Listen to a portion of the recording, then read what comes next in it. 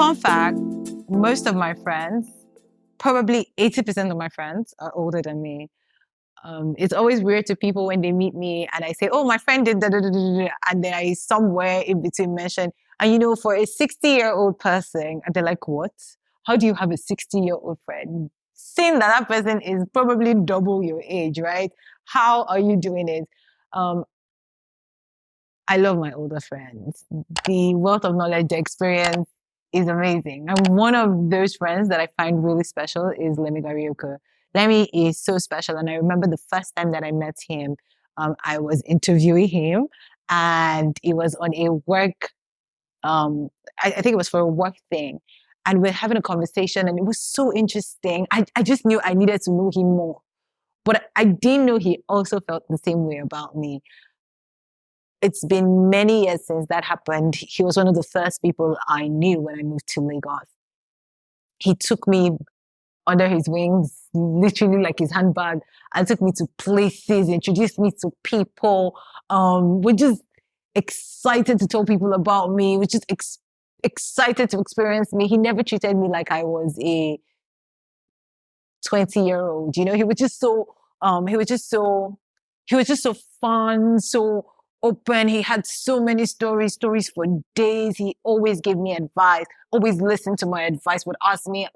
I could go on and on talking about Lemi, but I think what would be more interesting is like how he thinks really different from what most people are used to. And you will understand this after you're done watching the show. As you watch it, look out, just open your heart, open your mind. It's going to be interesting. And I hope you have a good experience. Remember, at the end of this, you could have questions, you could have comments, or you could start a conversation. And I hope you do one. But whatever you do, don't do nothing. Stay tuned. And the next voice you'll be hearing would be probably my own, but with Lemi. Have fun.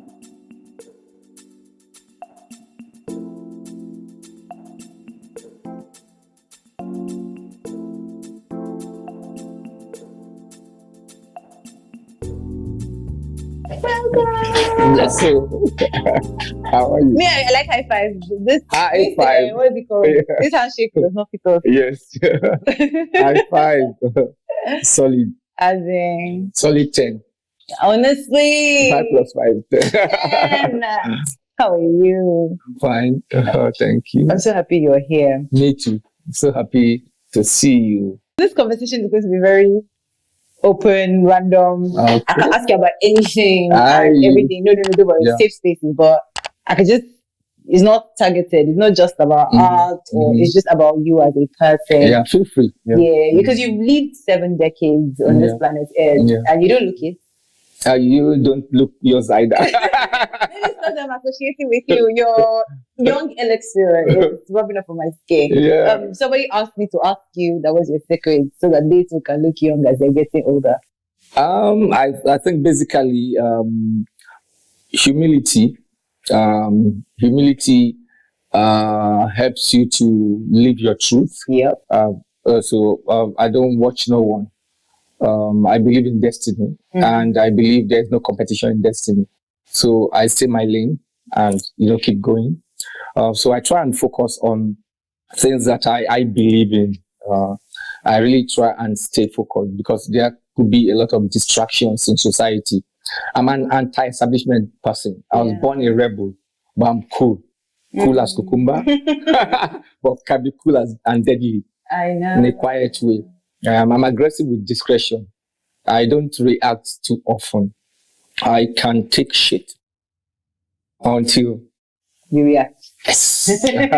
Talking about eating too, because I studied metaphysics in my teenage years. I remember. So I wasn't there yet. Yes, I remember that we talked. So I learned that food is for sustenance. I studied with my friend Fela Kuti, my mentor. We studied Lobsarampa, Tuesday Lobsarampa, all the 19 books. Yeah. And the ate sampa every time in Tibet. It's like Eba. But he emphasized that food is for sustenance, just nourishing the body. So there is no use for over bloatedness. There's no use for being, too much foodie. So I took that to heart. So I eat, my portions are average. Sometimes I'm really hungry. I eat a big portion once in a blue moon, actually, but it's not constant. I've actually seen you eat many times. Yes, so that's yes. honestly true. Yes, even the meat, red meat or whatever, or fish, I take, just a few. 2 pieces of meat, I'm okay. And then the genetics too. The genetics come in also. It's important to put that one out there because some people might do because there's no magic here. Because people they always ask me, and they say, I'm not young. Yes, why is it not working? Yeah, they always ask me, and sometimes I say I need to tell the whole truth so they can take a bearing, whichever can be suitable for their use. I know that from a very young age, you had gone through a couple of things, and I just wanted you to talk about that, your Biafran experience and how that sort of shaped you, right? Because this is something that is under talked about during the war. What was that like for you? How did it impact you? Because I know you're Igbo, and because you speak so fluent Yoruba, nobody knows. A lot of people don't know that your real name was not even Lemi Ghariokwu. So let's start there. How did you change your name? What led to it? All of that. That change of name. No, I believe in destiny so much. I believe things are preordained for each individual, especially if you are able to know thyself, then you connect and you face your journey without any distraction. No, being able to fend off distraction because it's like fear. We all have fears, but we make progress when we're able to, push down our fears. It's interesting you ask this question. It just flashed in my mind now that change of name. The first change of name I had in my life was during the Civil War. During the Civil War started in 1967. So I was 12 years old. I was conscious enough. And we had this harrowing experience in Akoka, where we lived. Those days, Akoka, St. Finbar's College Road, specifically number 58. The house is still there. You know his former address. But you don't change address, so. So I grew up in that house at that period in time during the Civil War. So the Igbos, were living, go to the east, but everybody cannot leave, so some still were in town. And the soldiers used to move around. That's the federal troop. It was federal troop versus Biafra. So the soldiers used to move around in the neighborhoods in search of Igbos that are still around. War is like genocide. It's a pogrom. So it's a very terrible state of human affairs. So sometimes in the night in Akoka, we hear like gunshots and we hear people screaming. So the next morning, we just maybe some streets away. They say, Baba Chinedu, that the soldiers came there, so they shot him because it's Igbo. Because that time there was this fear that the Biafra jet bombers were trying to bomb Lagos. Oh, wow. Yeah, so announcements comes on the radio that you should switch off your lights. Those days, there was light, NEPA. So you have to switch off. They announced that they're going to. Yeah, so that was when the Civil Defense Corps was established. So they go around. All the outside light must be off by 7. Can you Yes, imagine? you have to switch off. If you don't switch off, civil defense people will come to your place and so on. So it went that way. And my dad, we lived in this one-story building. That's the address I mentioned. Yes. So my dad never slept inside the room. He slept on the balcony because of the tension. Oh, wow. So sometimes we'll be looking in the sky. To protect you. Out of, that's for a man. Yes. So sometimes I will crawl and go and meet him. We'll be on the balcony. So when we hear the drone sound of an airplane, we get scared, like, hope it's not the bombers coming to bomb Lagos. But, the lights were, the instruction from the military was to off the light so that they will not recognize the city or, when they So this particular night, those soldiers now came for us. Or we had been pointed out. The people around, as assumed we were Igbos. We are semi-Igbos. They used to call us Bendel Igbos, from Delta. Yeah. So the soldiers came And whoa, it was crazy. They started banging at the door downstairs. So we should open the door. Open the door. And two families from Agbo. That's where my family is from. Yeah. One family from Agbo is down and we up. And the soldiers started hitting the door. We were so scared because we would have been shot that night. You know what happened? Destiny. A vehicle, because those days there was a curfew. So, and it was around 2 a.m. So a vehicle was coming. Yeah. It was passing. So the soldiers just got distracted and screamed, "Who goes there?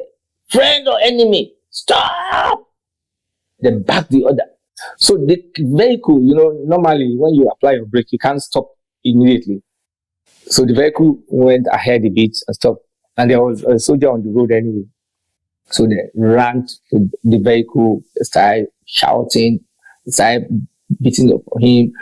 I don't know what they found. And so they just took him. Distracted. Yes, and left for that moment. And my dad, 2 a.m., my dad ran out of the house, disappeared. He came back around 6 a.m. with a tractor. My dad was a plant operator, those who drive caterpillars when they're constructing road. So they were constructing Ikorodu Road that time. This Ikorodu Road, it used to be called Titi Ijebu. Wow. That's Ijebu Road. It was red sand then. So my dad ran from Akoka to Fadeyi to pick that flatbed tractor. Yeah, and brought it at 6 a.m. We pack all our load. Phew.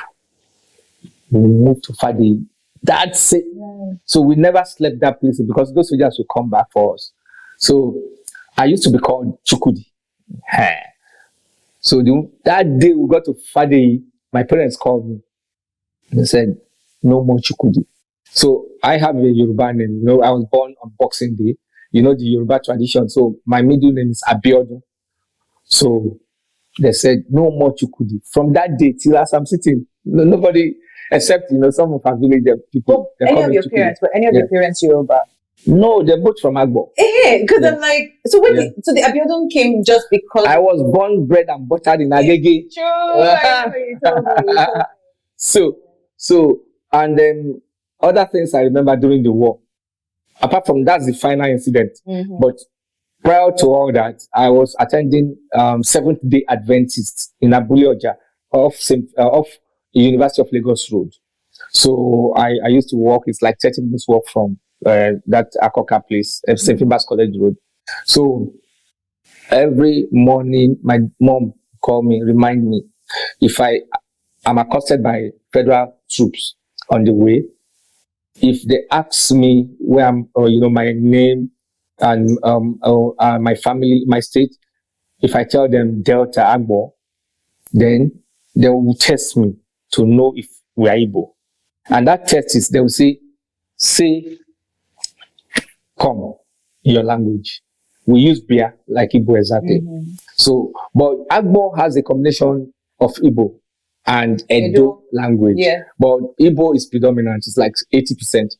So my mom will pull my ear and say, if you meet soldiers on the way, they ask you, run, Bamoso, it's Igbo. My mom say, you say, Yenzaza boy. That's the Edo kind of. Then come. My mom said, don't say Bia, you say Nozoha. So every morning, you can see, during war season, it's tough. It's tough. Yeah. Do you think that there's a better way we could have handled, talking about the Civil War, looking back now? Because a lot of youth, we don't have context. Like, we know it happened. Some of us do extra research, and so we know the details. In fact, it was because, you remember that time that we were trying to write your autobiography? That's even why I started to dig deeper to really understand what had happened. But people don't have enough context. Is there something you think we could have done to educate people now? It's not easy for one person. But this an opportunity now. Just this snippet, could go a long way. I'm very current on social media, but I have my limitations anyway, and so I flow on my own level. The interesting thing for me in recent memory, in the past 1-2 years, is this advent of TikTok. Initially, I just saw shaking bum bum, all this challenge, and I was put off like, Then all of a sudden, I started seeing very serious, defiant content. And so I followed through. What I do mostly is I share every day. I'm in one of your Instagram groups. Yes.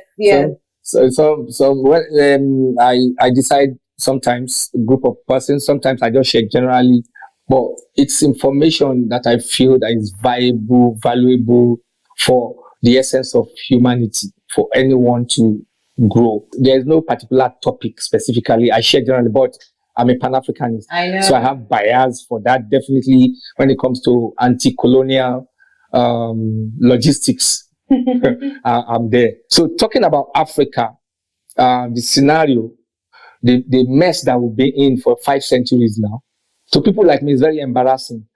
Because at this juncture, for Africans to not have respect everywhere in the world, everywhere, Africans, sharing information is very key. For now, it's individuals that are able to do that, because the people who run affairs of state of this nation and this continent are mostly brainwashed ass lickers of colonizers. Mostly 95% of people who are running Africa are gatekeepers to colonizers. Not just in Africa, a lot of colonized places. That's the effectiveness of the brainwash that the colonialists, implemented everywhere they conquered. Everywhere. All those societies that were colonized, that mentality is always there for that miseducation structure to be effective on the colonizer and on the colonized. These schools will not elevate you. These schools are meant to train good slaves for the colonial master. Yes, and they're succeeding every year. I have a lot of people that, like acquaintances, they've gone to Canada, they've gone to America. I want to go and do my master. I want to be looking at the master. And we cannot even do toothpick. Oh my God. You understand? So it's not progressive. You see the irony? Everything is a trap. Everything is a trap. And we are still not wise enough to break away. Yes, because we are not connecting spiritually. They took our spirituality away. They brought Christianity and Islam. And both colonizers, used those religions as weapons of mass mental destruction. And that's why Africans are silly people today, generally. With all sense of responsibility, I'm saying it. That's the reality on the ground. That's why the last selection that was held in Nigeria, all the 4 presidential candidates went to report themselves at Chatham House. They went to interview, go meet their orga to explain what they will do. And you can see what they will do. Every time is to the advantage of the West. Because these people lack knowledge. But do you think they did it for economic power? As in, of course, we know that we are always asking for loans. We're always asking for financial help to reduce, people to write off our loans, all of these things. That's economic weakness. It's not power. Because if you're not able to put yourself in a position to negotiate properly, leverage, you are not, every move is a weakness. Look at the rate, Naira rate and dollar rate within the last 6 months. Can you imagine? Affecting everybody. That is crazy. Both the rich and the poor, it's affecting everybody. That is still decreasing the progress in Africa. It's not progressive. We are always going, 1 step forward, 2 steps backward. You know that in among the masses, some are even already grumbling that they even prefer the former president. You understand? And that's the irony of Nigeria. Each one come, people will prefer the previous, former, the former evil. You understand? Because there is lack of knowledge, total lack of knowledge. The miseducation system set up by the colonialists have wreaked havoc in our brains. We've been mind-fucked terribly. And we're just like people who are confused. Fela Kuti once said it in Ghana. He said, Africans are among the most confused people on earth. And that's true. Because we lack the consciousness of who we are, identity. We don't identify with us, with ourselves. So that know thyself injunction for every real human being is not there. Most of us don't know who they are. So they're listening to the latest information from the Western powers and they just jump at it. And the people run our affairs too. The most annoying thing is the more educated our people are, the more colonized they become. So never mind. Somebody is working with a World Health Organization, somebody is working with World Bank. You put that person in charge of our finances. He or she will be dancing to the tunes of their master. And that's why we don't make progress. They bring a structural adjustment program. IMF loan, World Bank loan, now China loan. You understand? So it's crazy. I'm a Rasta man at heart. I love Rasta. I love that, that philosophy, that culture. Yeah. There's a lot that I love the Rasta for. That their simplicity in lifestyle, the culture, that consciousness of Pan-Africanism. You see how they promoted that flag colors. Nationhood is very important. That's what we are missing in Nigeria. And we never had any leader in Nigeria. We have rulers, maximum rulers, we always have in Nigeria that has no focus, no dream, no plan. Seriously, it's all table talk. So it's nothing solid every time. That's why Nigeria is still where it is today. Because you're also not a traditional worshipper. No. Because I have foundation in spirituality. Spirituality can be individual to yourself. So that's where I operate. I don't relate to institution. So traditional religion too has an institution. Anything institution that have people piling up, I don't want to be in the crowd. Seriously. The reason being 95% of the populace of this world, maybe we have like 7 billion people or something. Maybe 6 billion, 6.5 billion of them are elemental spirits. When it comes to spirituality. Yes, and life. Spirituality is life. So African spirituality has been taken away with Christianity and Islam. So that's why we don't have a life. For example, if we connect back to our spirituality, look at the Western law system that we are operating. And people will take the Bible and swear. Original African tradition, if they take Ogun or Shango to swear, you know that you'll be scared. That's it. You see how we lost it. There's a movement of ex-Christians who had, deconstructing and decolonizing themselves. And, these are things that me and, some in our circle have been doing for like 50 years now. So it's quite interesting and exciting for me to be alive in these times, to see that possibility that the new generation, there are people who have come with that spirit. Yeah. Because I believe life is a journey. The destination is fluid. The destination is always evolving. So it's an illusion when we aim for a destination. I want to be at the top. I want to be great. Everybody can be great in their own perspective and in their own delineation of destiny. So the journey is the most interesting part that we all have to partake in, and we have to enjoy our journey and make sure we construct it in a good way. So what I advise is seek information, especially this generation. Now the barrier has reduced because of exactly. Yeah. So those young people on TikTok right now, they are getting information. There's one 19-year-old presently studying in Canada, Nigerian girl called Sarah on TikTok. Whoa. She's fire. She's reading Chinwezu. Oh, wow. Yes, the West and the rest of us. How many people, all our university graduates, how many ever heard of that kind of book? How many would like to read that kind of book? They are busy with the distraction of life. It's in Africa that we go to school, we spend half of our entire lifetime reading rubbish and we cannot produce anything. Everybody, you finish secondary, you go to university, you get degree, you get master, then you PhD. You are just always looking for opportunities to run away from yourself.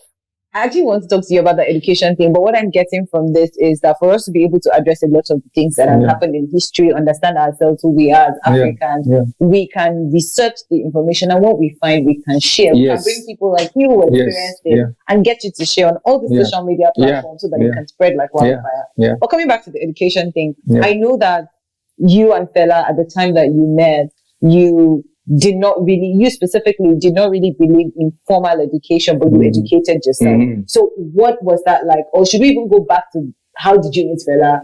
So maybe we should start from there and then get to, the education part of things. Yeah, that's why I always anchor life on knowing thyself. I'm among, I don't like using the word like lucky, fortunate. It's neither here nor there. But I connected with myself in my teenage years. So I was prepared before I met Fela, even without knowing my role, in this mental liberation thing. Because in life, we come and we go. And there are people before us, progenitors. So we have icons, we have deities, we have mentors, we have heroes to look and choose from. So the most important thing for me is emulation. Emulation is the key in this life. You didn't come first and you are not going to be last. So there are people before you, predecessors that you can learn from, progenitors you can learn from, and maybe your mentor. I advise that, you take the elements from your mentor or your hero that is suitable for you. But first and foremost, you need to know thyself. That's the foundation. Know thyself. When you know thyself, you'll be able to listen to the still small voice within. That's your soul. Because my association with Fela was based on that, helping towards the mental liberation of African people. And that's where the consciousness had always grown. So I've always known that me as a human being, I was placed in this place by choice. It's not by accident. I studied metaphysics. Before we come to the world, we choose families. That's metaphysical. It's not what is taught in church or mosque or anywhere. But that's the reality of this spiritual life. So I knew that, okay, I'm here. This is my constituency. So I must play my role for this lifetime. So I was conscious about my race too. As early as when I was 11 years old, I knew about Millicent Small, who had a huge hit from London. On those days, we didn't have transistor radios. We had rediffusion. It's a contraption that is put in front of the house. You pay rates. So I'll listen to music, and the stations were just, I think, 3 or so. Of course, BBC, VOA, Voice of America, our colonialists. They are in charge of information. Yes. Yeah, because they're always in charge of the information. They feed us because they want to keep us in that box. So I listen. The name Millicent Small, it's British. The voice, British. So without seeing the photograph of the person, I assume it's a white person, a Caucasian, right? So Cadbury Nigeria, makers of Bombita, brought her on a national tour in 1966. So because she did an advert for Bombita. Now the song is Bombita for energy, Bombita for you, something like that. Yeah, you can still remember. Yes, yes, it's very memorable. So the most memorable thing was they had this customer loyalty thing, program. If you had 14 foils, the 400-gram Bombita, that thing foil, you bring 4 to a designated point, center. You'll be given a branded Bombita umbrella. And Millicent Small was handing it over. So my aunt, my mom's younger sister that lived with us, took me to the place, and I saw Millicent Small. And she was like me. I thought she was Oyibo. So I told my aunt in Yoruba, I said, hey, you're Dudu Bisha.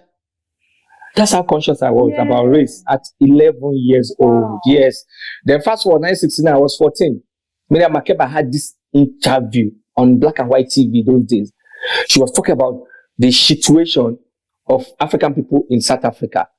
How the way they have been marginalized and all that terrible thing. She actually was very revolutionary, very conscious political musician. And She went on tour outside South Africa. When she finished her tour, South African government revoked her passport. She couldn't come back to South Africa, her country.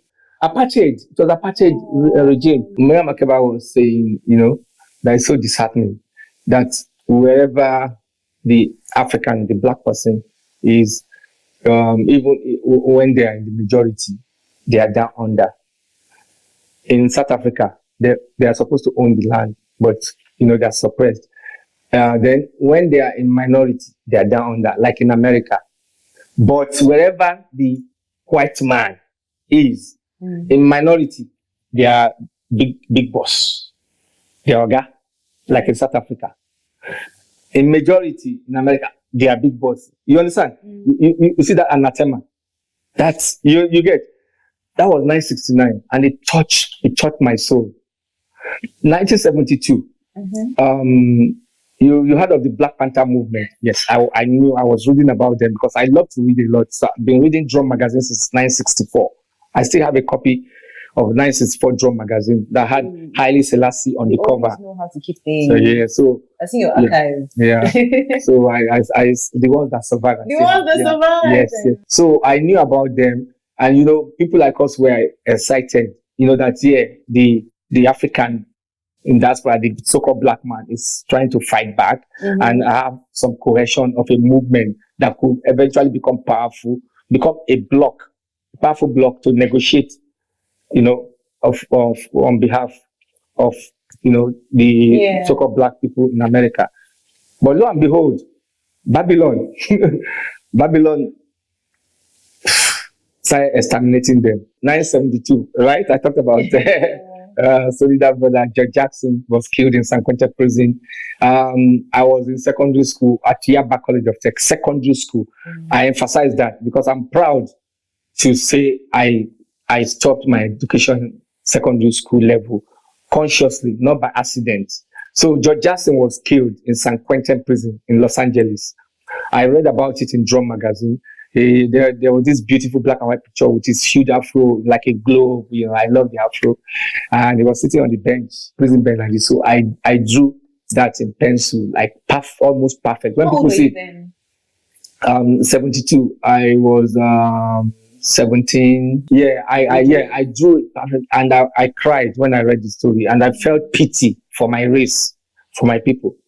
And fast forward 2 years later, I met Fela. There's a part of your story that I don't want you to skip. So you have jumped down to how you met Fela, but there's one part that I know happened where you would practice every single day and draw something, right? And this was way before you met Fela. So I think that part is really important because even young people and anyone who is trying to practice something or have a skill, I think they can benefit from knowing how it was that you were prepared and opportunity met your preparedness. I used to draw, like I said. So sometimes in class, it would get me in trouble. My dad wanted me to be a mechanical engineer. So your children must do these particular professions.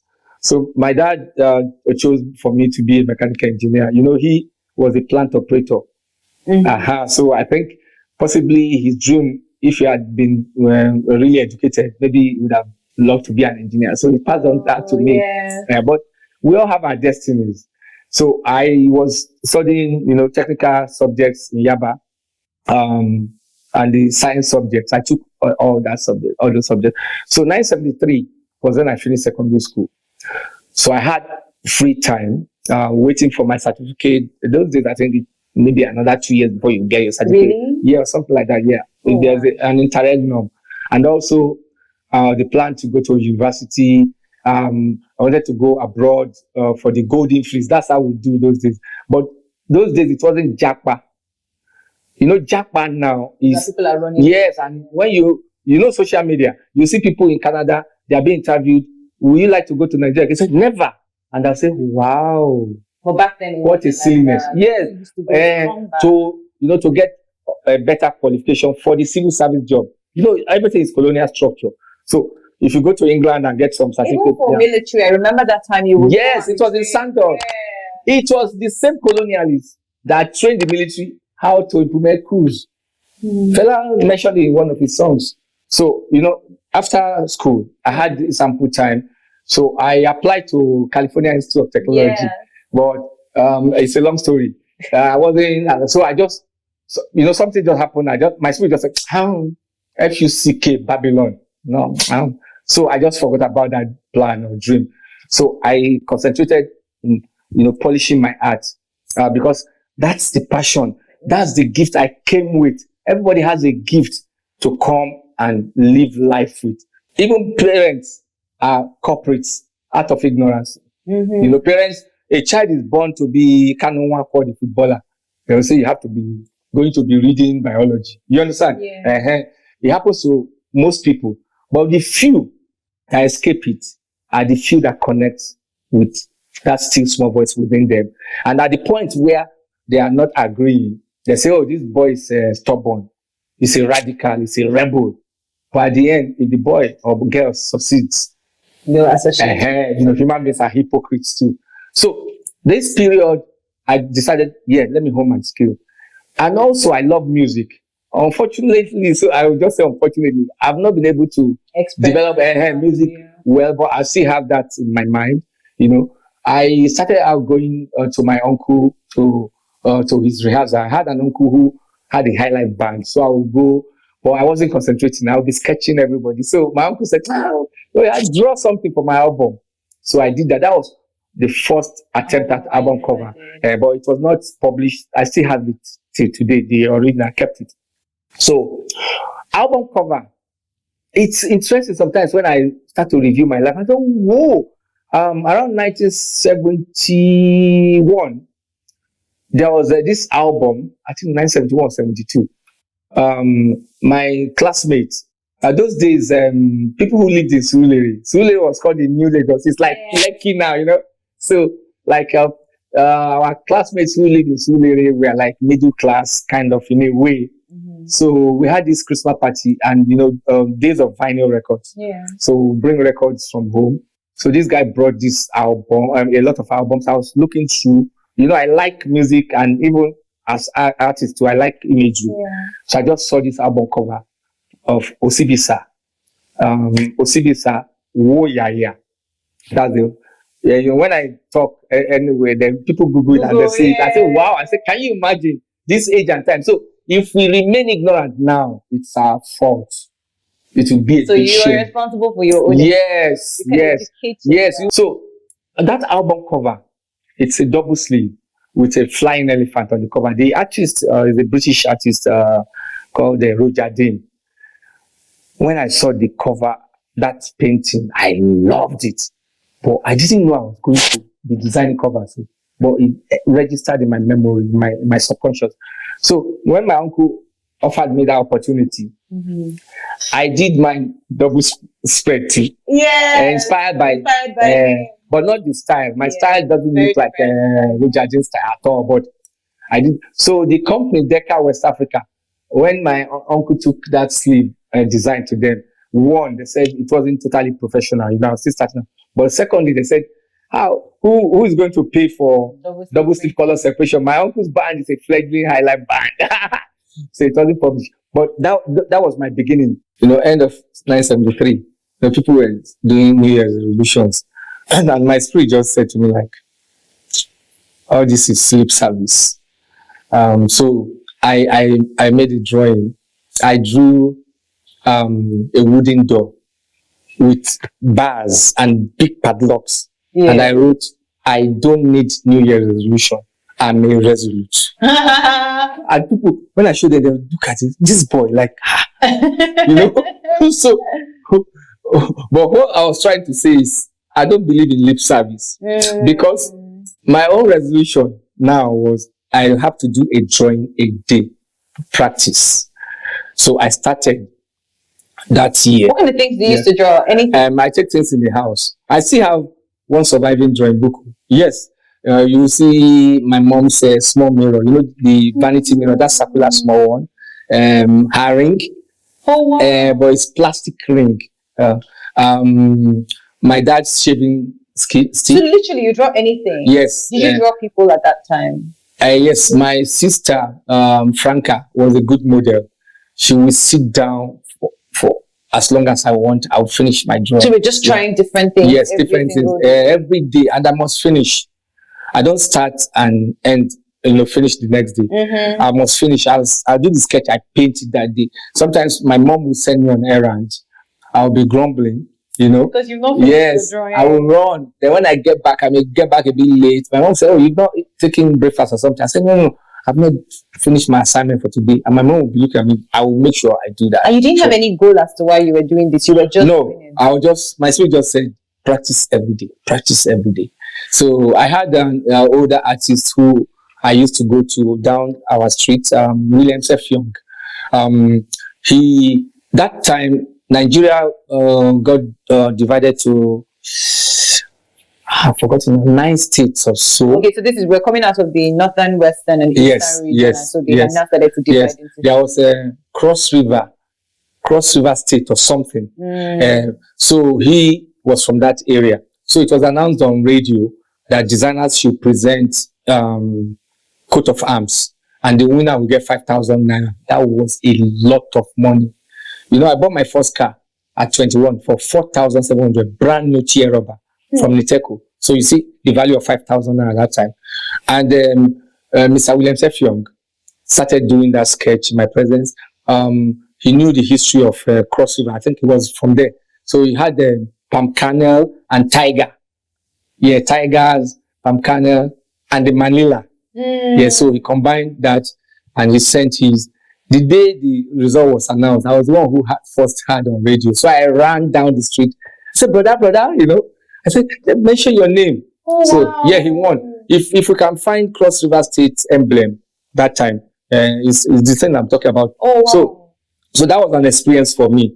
So I like to see. So he won the 5,000. Yes. Wow. They used his coat of arms for that state that time. When I think it was 9 states. When later it became 19. But do you think the state division was as a result of the Civil War, of course, right? The Civil War, so they were like trying to please different segments. So it's just a game of cards, Okay, but let's continue. Yeah. So 5,000 naira. Yeah. So all that experience, helped me, inspired me more than who. And he was the one who gave me idea of pricing. So that period I was drawing every day, everybody in the neighborhood knew me. They say, artist boy. Now opportunity came. It's important that you know yourself, you know your passion, you start to hone that skill, and eventually it becomes a brand before you can monetize. Presently a lot of young people, they just want money. Everything is a process. It's like you plant a seed. You have to water, nurture before you tend it. So I was doing that very consciously and very obviously in my environment. So the first opportunity just came. There was this military officer that was getting married. So the family, military officer, it was a military era, big officers are rich, very rich. Even some became rich from the war. There was a lot of loot and the booty from the war. So the family were now thinking of what to buy for their uncle. And they said, uncle has everything. What can we buy to? Somebody now said, he likes artwork. Now, you see how rich. Yeah. It's rich people that like artwork, right? It's a luxury item. So they now said, that boy, just tell him to do a portrait. So they approached me to commission me for a portrait. So they brought the photograph of the man in military uniform and the lady he was getting married to in lace material. You remember? Lace. I know lace. There's still lace now. Oh, okay. I don't even know again. We still appreciate our culture. At least if there's anything, I think the fashion industry always gives a nod to. Fashion industry, movie industry, music industry. They always give a nod to our culture. They just need to connect. They need to know the history so that anything they do, they bring home. Yeah, bring home. That's what Oyibo has done successfully. Oyibo, we were in a hostile environment, right? Originally, they ventured out. They saw and they started looting, plundering, raping, killing, and then brainwashing to sustain that their loot. And they loot and take home.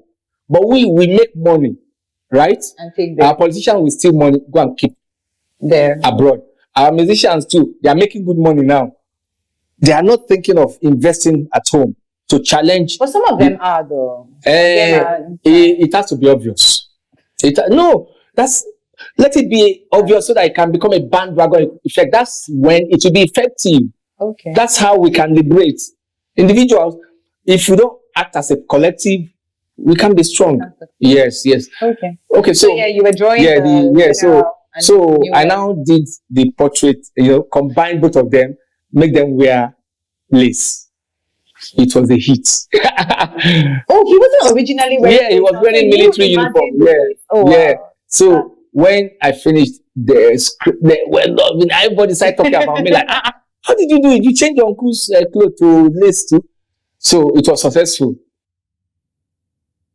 I became a portrait artist too. Once in a while, people would just accost me. Then I was charging 30 naira. 30 naira was a lot of money. School certificate holder at that time, salary was 21 naira. Oh, wow. And you can rent a room for 4 naira a month. What gave you the mind to charge 30 naira? That William brother, yes. So that's how I started. So it became lucrative for me immediately. Other aspect that he would take me to Fela, that one no shock me. You thought he was drunk, I remember you. Yes. The moment I saw Baba Today Harris coming, I just jumped out. I just said, Uncle, I heard you painted like this. So he said, You're already done. He said, okay, I'm not going to drink again. Let's go. I'm taking you to Fela.